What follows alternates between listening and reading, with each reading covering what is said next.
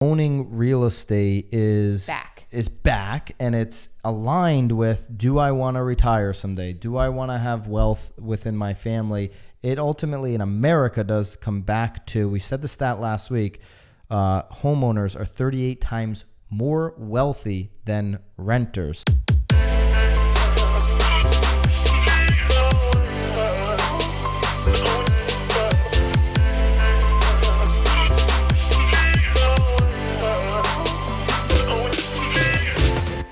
This is Byron and Nicole White, and you are tuned into episode 109 of The Real Word. Word is up. Racket number one involves a lot of different people. Yeah, you really There's a lot of notes here. There's a lot of stuff going on. There's lots of notes on that white paper. Mm-hmm. Racket number one, the iBuyer segment has doubled their market share every single year since 2017. Not a lot of years, but a couple double ups there. I like doubling up.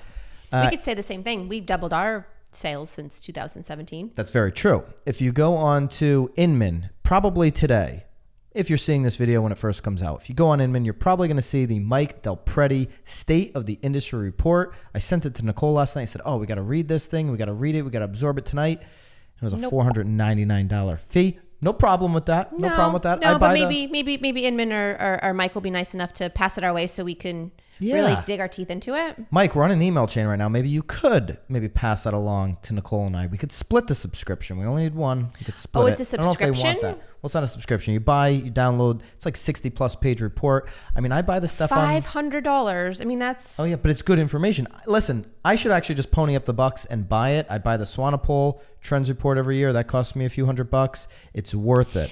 It better be something for I don't $500. know if it's worth it because I haven't read it. But I'm going to go out there and go on a limb, Mike. We have faith in you. You've been popping up everywhere on my radar that this is worth it. And Mike said in his little teaser part that the iBuyer segment has doubled up every single year since 2017. If you watch a video on Inman that he did at Inman Select, 2018, the total market share was only 0.2% of the iBuyer market. That's across the country. Phoenix, their total transactions right now, this is actually going back to last November, they have 5% market share for all their transactions in the iBuyer segment. We know that Brad, who wrote this report with Mike, has stated in his 2020 predictions that the iBuyer segment would make up 50% of total transactions. So I don't know if now we're talking about like a quadruple up, a 10x up. It's going to be, I mean, if we're at 0.2% in 2018 and we're going to 50% by the end of 2020, there's got to be a couple quadruple ups in there. Yeah. Did you get a breath in there? Did I? I don't know. I'm more in the fourth quarter, Nicole. Are you even going to participate? I feel like I need to just let you run. Keep going. I mean. So you sent me, we were talking about iBuyers, and iBuyers are everywhere. Yeah. Do you know that I got my first one from Zillow? iBuyer? Well, it was a seller. He reached out. I got the contact and I asked, my follow-up, and they said, oh no, we were only interested in Zillow buying our house. In Zillow offers. Well, interestingly enough that you say that, in my mastermind, Scott Compa, shout out to Scott, New Jersey agent, sent us a screenshot. Now, Zillow offers is not in his market, but he sent a screenshot. He was on Zillow in his market, and at the top, it was a little call to action saying, click here if you want us to make you an offer on your home. And Scott's like, what the heck? We don't have Zillow offers in my market. So how's it? So maybe... I think what they're doing, I think was probably trying to get seller leads. That's what they're trying to do. Correct. And if you go deep enough, like some people have done this where Zillow offers is in the market, they click that little call to action, which I've never seen yet here in our market.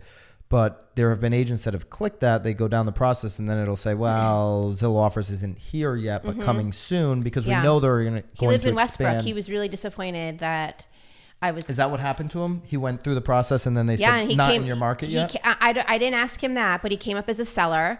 And he said, all I'm interested in is Zillow buying my house. We are not selling. And I said, well, I can at least give you a CMA. And he said, I'm only interested in Zillow buying my house. He's only interested in seeing offers that are quick, easy, and don't include an agent. That all he wanted is a very interesting piece of information for every agent to be paying attention to. One that's ever came in. More so for brokers to be paying attention to, because if you're a broker and you're not thinking, how do I put an iBuyer division within my brokerage today, not tomorrow. You're sleeping on what I believe is bigger than anything we talk about happening with Zillow or any other part of the market. You sent me something yesterday as we were talking about this, an article from Inman, which we'll link up as we always do, from Offer Barn, or the articles from Inman rather, and the it's about Offer Barn. And Offer Barn analyzes these iBuyer offers and delivers the data to the agent. So you'll have Zillow offer, Open Door, and it kind of aggregates all this information and gives the agent the power to communicate that with their client. But if what you're saying in your instance with Zillow, the consumer doesn't even want to talk to you, just send me the offers, just Offer Barn, send it to me. How long will it be before Offer Barn is working with the general public instead of the agents? There's a great chart. I bet you there'll probably be two sides of it. There'll probably be a consumer end and a realtor end of the offer barn. That would be the smart way to do it. There could be, or what's happened with all of these companies over time is Offer Barn, which that was the first time I heard about it, was the Inman article, will get closer to the transaction, meaning what has Zillow done? What has Realtor done with OpCity? There's a great little chart from Mike's talk in... We got to get our hands on that. We got to get our hands on Mike's... it's all over. We got to get our hands on Mike. Maybe have him on the show. Ooh. But so Mike's got a little chart. We're going to put it up right here that shows you over time that all of these companies, Zillow, Realtor, they start very far away from the transaction. They start as an advertising platform. And then over time, they get closer and closer to the transaction because why? It's a major increase in revenue once you start to get close to the transaction. Once you associate title or mortgage or all of these other auxiliary, auxiliary options, auxiliary products, all of these products that you can sell around the transaction, right? All right, what does this all mean? iBuyer segment doubled market share year over year. This is a trend that Brad is saying is going to accelerate in 2020, all the way up to 50% of total transactions. It speaks to consumers wanting to have less conversation, less aggravation in their life. So if you're not an agent thinking about how am I going to either use a company like Offer Barn to analyze this data for my consumers that still want to stick with me, or offer an experience that is just as convenient, that is as educational, if not more than what some of these companies are doing, you're going to be left behind. Build a brand, educate the consumer, and have a delightful experience for all of them. We're going to talk a lot about iBuyers this year. I know that to be sure. I kind of want to check out the Offer Barn. Is it a racket?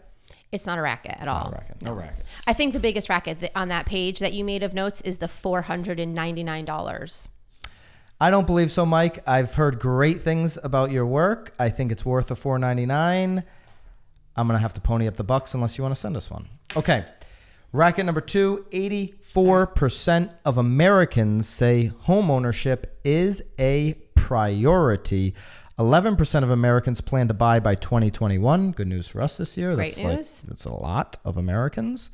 39% of Americans are going to purchase by 2025. That's a lot of transactions between now and 2025. Rich Barton of Zillow says all these things that the disruptors are doing are going to increase transactions. Maybe that's the data. Maybe he's right. Are we talking about though new people entering the buyer pool, or just in general?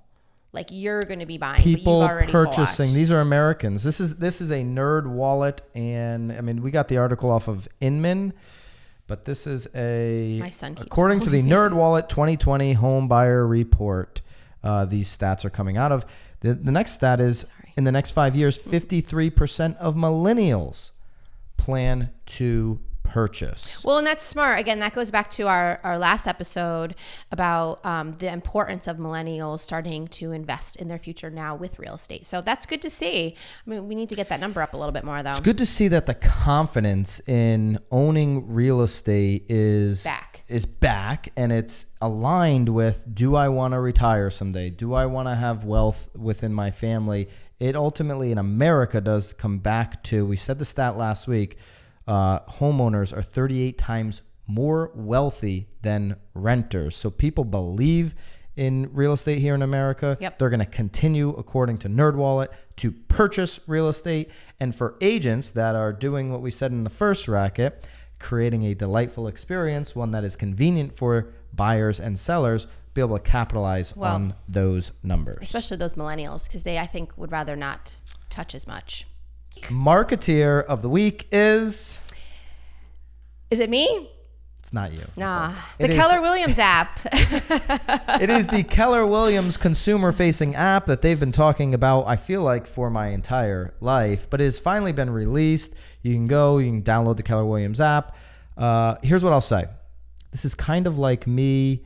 You know, I posted that Keller Williams video on my Instagram. You can find me on Instagram at Byron Nicole. Right, yes. Nicole? Little plug there. Go ahead. You like plugging I had some yourself. comments. Did you read my comments? I did read some of there the comments. There were some KW agents that were hawked. Yeah. Super pissed at Well, me. because they didn't watch the video. They just read the headline. They read the headline. I was referring to last week, Keller Williams ending their rev sharing program for defectors. I couldn't fit in the headline for defectors. And it's a headline. It's a headline. I want you to click. I want you to watch the video. So I had all these Keller Williams agents mad at me. So now I'm throwing you the bone. I'm giving you this as a gift.